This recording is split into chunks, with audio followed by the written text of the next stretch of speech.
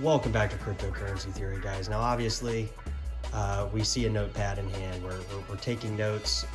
Just a reminder, guys, if you're not subscribed to this channel, check us out here. We are doing some stuff a little bit different here in the crypto world. So I am back here with Dr. Kincer today. Guys, a reminder, don't go out and buy stuff just because somebody on the internet is telling you to do it. We're simply speculating, guys. We're simply speculating, and, that's all it is. So don't cream your pants. Don't get super excited. We're glad you're here.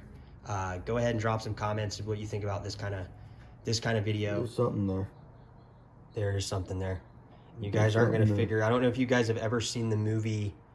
I don't know what the movie's called. I think it's called maybe Numbers or something. It's basically about a guy losing his mind. Well, there's a couple numbers, I guess, about movies about that. What, the movie 23 with Jim Carrey, and then there's also the movie that I'm thinking about. We watched in philosophy class back at Orange Coast College, and what it was a number, one of those number movies where somebody becomes obsessed with a number, like Beautiful Mind or something. But the different part about this number is it actually did make sense, and it started making sense after the actual.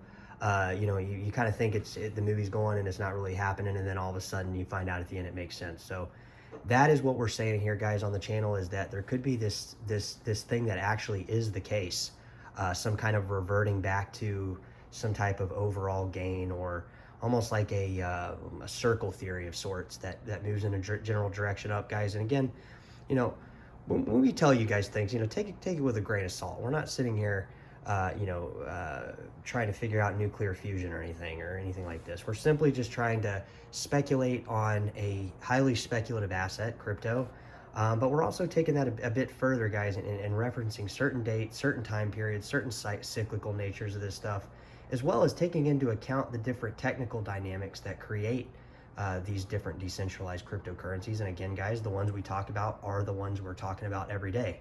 That doesn't change based on the week or month or the year or the news or anything like that. It's simply, it more or less, guys, just follows a strict, there's like a strict requirement, right?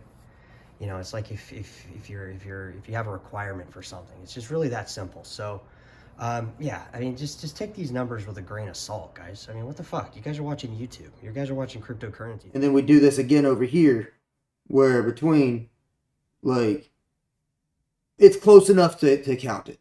Exactly. Which is why I said roughly 4 years, 7 months, 18 days from the way I was seeing the fucking... Exactly. You guys don't know that date, guys. We're watching this stuff daily. I'm watching this stuff every single second of every single day.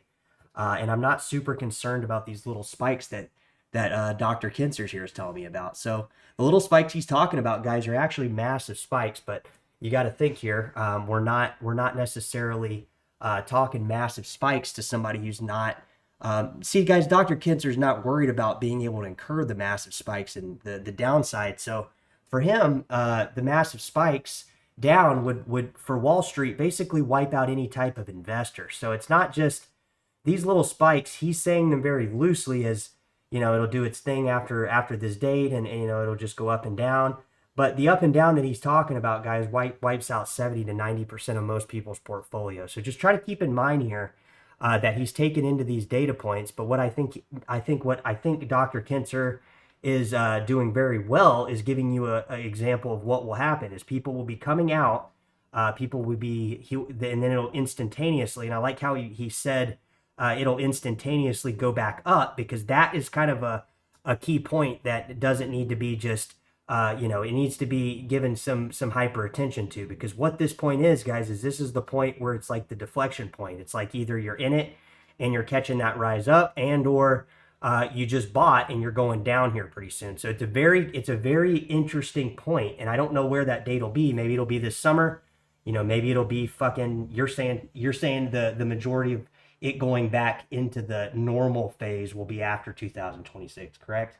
Is that what you're saying? But when it goes up and down and it's normal. I think here in 24, summer, it's going to go up a bit. Then it's going to be some, I don't want to call it volatile movement, but it will be volatile. Yeah. He doesn't want to call it that, guys, but it is. But yeah, continue. We're agreeing with you. It's gonna drop a good bit from where it's gonna hit, if it's gonna hit this 24. It's got a possibility just slowly continuing to rise all the way through 24, 25. But I feel like possibly, yeah, if there's going to be a maybe a stabilizing point, if you will, for the time until I think it's going to be at its highest for the next like proper hold period, that would probably be here mid 24 ish. mid 24ish. Yeah. So you're saying this summer, basically. Like if you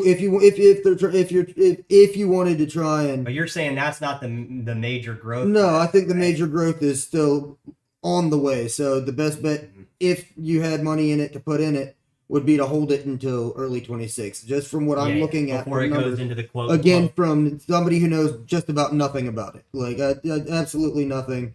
Just guessing totally, and I'm not giving anyone any financial advice because I'm not qualified. Guys, exactly. But we're also not cutting ourselves short, guys. Let's not put each other down on the channel. We are incredibly smart, and we are incredibly talented, and this is also going to be going into the video. So what I don't like about your evaluation is, guys, there's no time. Okay. What he's saying is there's no time. We just had a conversation briefly outside of the episode outside. There is absolutely no time, okay? And you feel his rage burning. You feel the dog's presence. And guys, there is absolutely no time. So what we're trying to say, guys, is either you're in or out, okay? You're either in or out. And basically, that's it. You know, that is the show. That is what you came to hear. And I hope you guys are in. I hope everybody that's I've talked to and everybody that I've always, told this about is in, because after summer, guys, you're either in or out. So, and I think we would both, Dr. Kincer, what would you say about that specific thing about being in or out? I think that's just the reality of it for anybody, no matter what time they're in. You're either in or out. If you only go in half-ass, you're not going to see anything anyways. So. There you go. Take care, guys.